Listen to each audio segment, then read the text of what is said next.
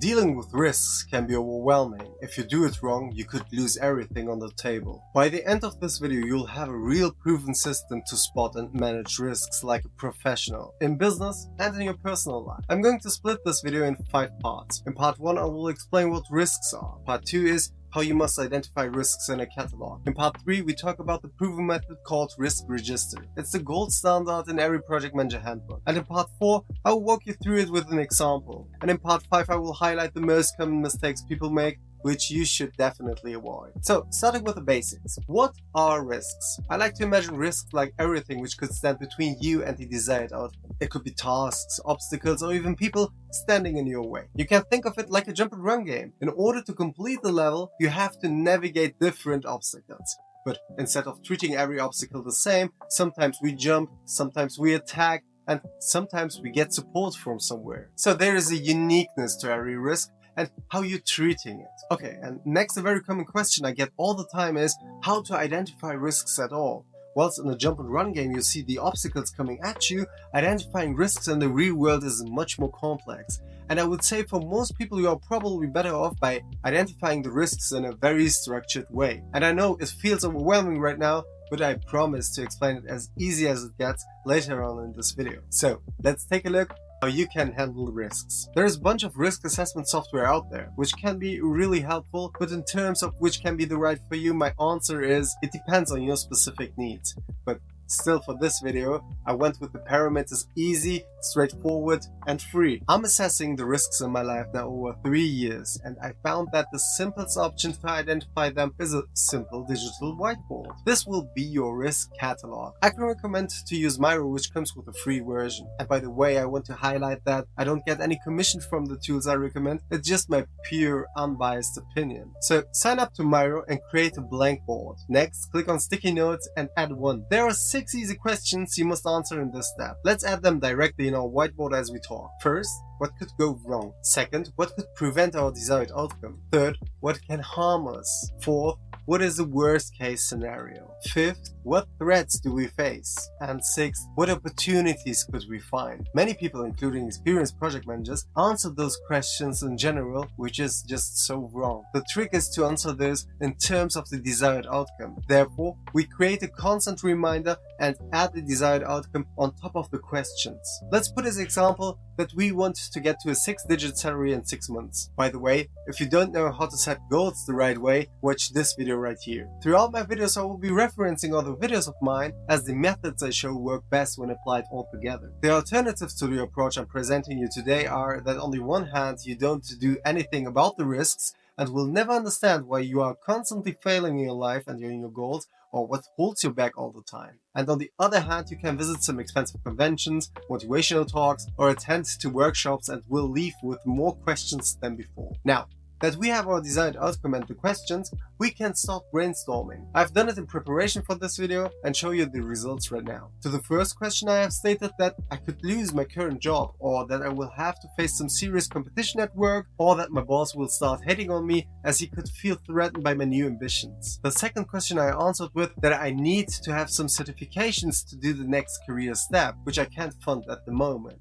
To the third question, I answered that some higher forces like natural disasters could wipe out my plans in the region I'm operating in. I know you may think that I'm exaggerating right now, and you're absolutely right. But the goal right now is not to rank or evaluate the risks, it's only to identify them. Everything else will be covered later in this video, but it's good that you're being critical. And this is exactly where the next part of the video takes over, the risk register. I will link down below a template which I'm using at the moment, so a like and subscribe would be very appreciated. First, we click on the link in the description and download the template from smartsheet.com. But as a pro, we don't use a separate file, we just open it and copy the table. Then we come back to our Miro board and paste it right there. Now let's take a closer look at the columns of the table. It starts with the risk description. Here we give a brief summary of our identified risks. The next column is the impact description, which tells us what will happen if the risk is not mitigated or eliminated. Next, we come to a 2-dimensional rating called the probability matrix. We rate both dimensions on a scale from 1 to 5, from 1 being the lowest to 5 being the highest. Meaning, if you have a high impact level, level rated with a 5 and a high probability level also rated with a 5, you'll get a priority of 25 as you are multiplying both numbers. So 5 for probability times 5 for impact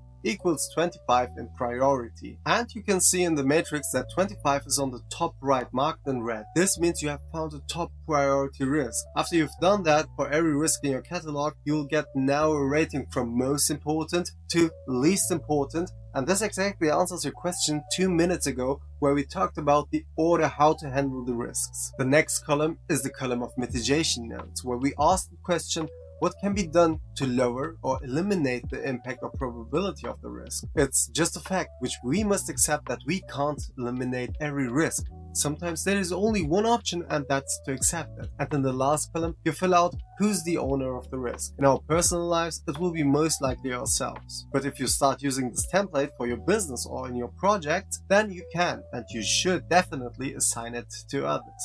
And now that we've understood the template, we should do at least 2 examples. Therefore, we pick a risk we identified before from our risk catalog. Let's use the certifications needed, but no funding. So starting with the description column, we can add leadership certificate as needed, but we have no money to fund it. This leads us to the next column, the impact description.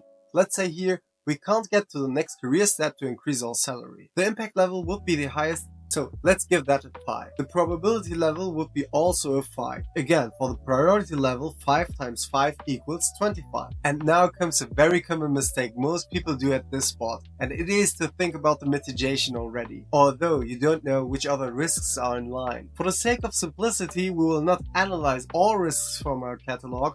We'll just pick another one so you can understand better how it works. Let's now look at our catalog again and choose natural disasters, right? Starting again with the first column, we describe the risk as natural disasters wipe out the area we are operating in.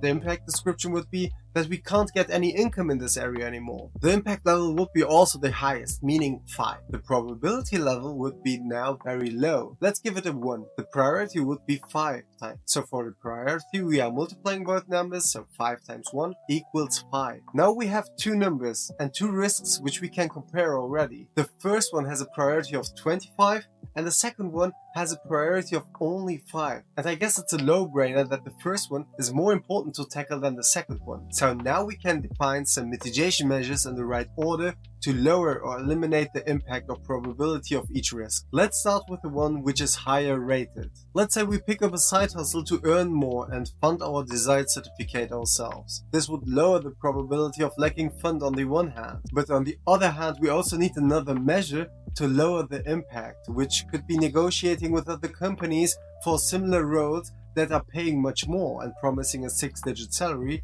without the need for a leadership certificate. For the second risk in line, we could say now that we cannot lower the probability of an earthquake, as this is a natural disaster and a natural force out of our reach. But we could lower the impact by rearranging our operating area. So basically, this is how you deal with risks in a very structured and proven way by project management principles. Let's come to the grand finale, to the most common mistakes people make when dealing with risks. From my point of view, there are always 3 types of individuals. The ones who didn't even click on this video because basically they are not interested in dealing and managing risks in their lives. But they are also the ones who wonder why they are failing all the time. Second type are the ones who click and watch but don't apply any of the knowledge because they think they know better, or simply they think it's not even worth it. But the truth is, successful people learn from others, even from their flaws, improve it and create something new and better, which leads us to the last group, the ones who stick to the method and improve it, add their own style and